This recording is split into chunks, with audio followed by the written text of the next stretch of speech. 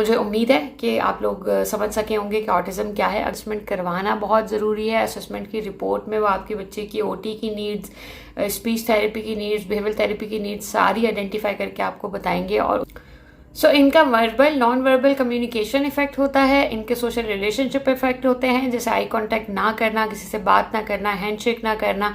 इसी तरह से सेंसरी सेंसिटिविटीज़ भी होती हैं, जिस तरह से कि बहुत ज़्यादा अगर लाइटिंग है, बहुत ज़्यादा आवाज़ें हैं, ब्राइट लाइट है, तो हो सकता है उससे भी वो स्टिमुलेट हो जाए, उससे भी वो ट्रिगर हो जाए, जिसके नतीजे में मेल्टडाउन आते हैं। ऑब्वियसली मेल्टडाउन की बात हम फिर कभी करेंगे, लेकिन ऑटिज़म के बहुत आम सी अलामतें में अगर आपको इससे भी ज़्यादा आसान अल्फाज में बताऊँ तो अगर बच्चा आई कॉन्टैक्ट नहीं करता, अगर आपने उसको 6 दफ़ा बुलाया तो उसमें से वो 4 दफ़ा आई कांटेक्ट कर रहा है और 2 दफ़ा नहीं कर रहा, तो डेफिनेटली ऑटिज़म नहीं है। लेकिन अगर वो 4 दफ़ा आई कांटेक्ट नहीं करता और सिर्फ 2 दफ़ा कर रहा है, तो देयर आर चांसेस कि उसको ऑटिज़म हो, लेकिन और सिम्टम्स भी हों।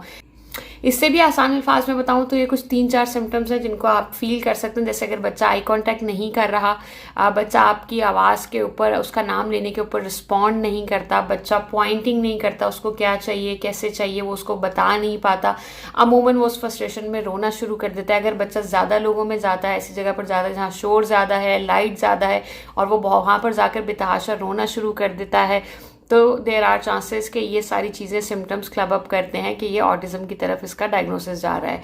बहुत ज़्यादा इंपॉर्टेंट ये है कि आप असेसमेंट कराएं। अगेन मैं इसको बड़ा वाज़ह करके बता दूं कि बड़े शहरों के अंदर, स्पेशली कराची, लाहौर, इस्लामाबाद, फैसलाबाद में सहूलतें मौजूद हैं कि साइकोलॉजिस्ट होते हैं, चाइल्ड साइकोलॉजिस्ट, वो असेसमेंट करेंगे। असेसमेंट में 3 से 4 टेस्ट होते हैं, जिसमें वो ज़्यादातर सवाल वालिदैन से ही करते हैं, बच्चे को सिर्फ ऑब्जर्व करते हैं। वालिदैन से वो पूछते हैं कि क्या आपका बच्चा, जैसे मैंने कहा कि सेंसरी सेंसिटाइजेशन की एक मिसाल ये भी है कि अगर आपका बच्चा ब्लेंडिंग मशीन या जूसर मशीन की आवाज़ से, हेयर ड्रायर की आवाज़ से बहुत ज़्यादा घबराता है, परेशान हो जाता है, तो ये भी एक अलामत होती है ऑटिज़म की। तो वो बहुत सारे इस तरह के सवाल आपसे करते हैं और उसके बाद वो आपको रिपोर्ट देते हैं, जिसमें स्कोरिंग आती है। अब्दुल्ला की स्कोरिंग जैसे मैंने बताया था कि 30 आई थी, तो ये माइल्ड में फॉल करता है। और 3 स्टेजेस होती हैं ऑटिज़म की, माइल्ड, मॉडरेट और सिवियर।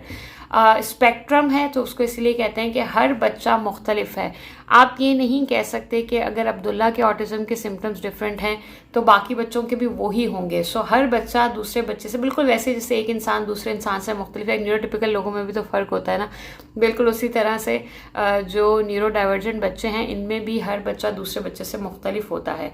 सेम सिम्टम्स के ऊपर आप नहीं कर सकते। अमूमन यही अलामतें होती हैं। असेसमेंट करवाना बहुत ज़रूरी है। असेसमेंट की रिपोर्ट में वो आपके बच्चे की ओटी की नीड्स, स्पीच थेरेपी की नीड्स, बिहेवियर थेरेपी की नीड्स सारी आइडेंटिफाई करके आपको बताएंगे, और उससे फिर आपको इलाज कराने में बहुत ज़्यादा रहनुमाई मिलती है। मुझे उम्मीद है कि आप लोग समझ सके होंगे कि ऑटिज़म क्या है। अगर इससे जुड़ा हुआ आपका कोई और सवाल भी है तो डेफिनेटली आप कमेंट में बता सकते हैं और मैं उसका जवाब वीडियो में